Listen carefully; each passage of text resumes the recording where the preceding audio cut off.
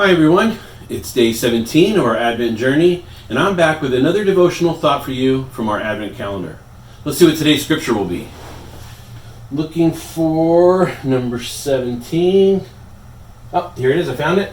It's on the bottom, in the left-hand, lower left quadrant. On top of that, I don't even know what that is. Looks like a pile of bricks or rocks. Alright, so our scripture today is... Okay, so let's continue with the wise men, Matthew chapter 2, verse 2. Where is the newborn King of the Jews?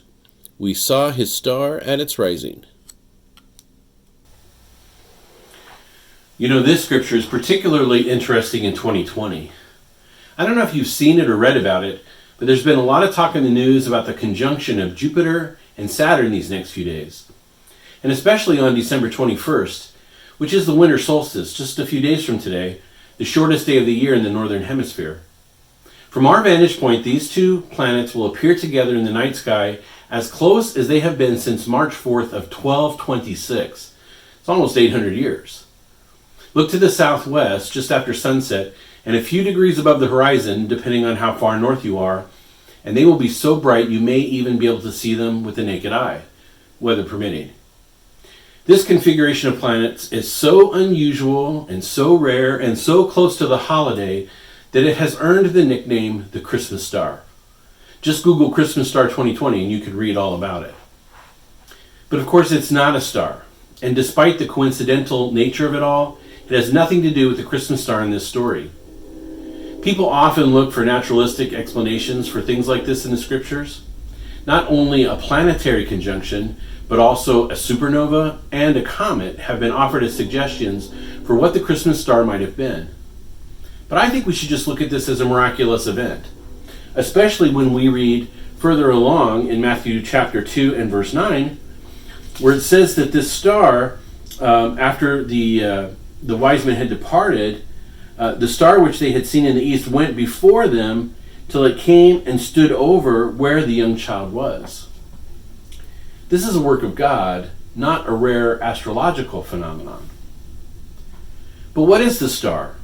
And why do the Magi call it his star? And how come they know about a newborn King of the Jews, but not where to find him? The story itself doesn't give us any details, which is odd when you consider how often Matthew would point out that the events in Jesus' life were the fulfillment of Old Testament prophecies. Now, he could be referring to Numbers chapter 24 and verse 17, which says this, I see him, but not now. I behold him, but not near. A star shall come out of Jacob, a scepter shall rise out of Israel, and batter the brow of Moab and destroy all the sons of tumult. This one is attractive as a fulfillment of, or an Old Testament prophecy that was fulfilled, because it's part of an oracle that was spoken by the pagan prophet Balaam, who was from Mesopotamia, just like these Magi.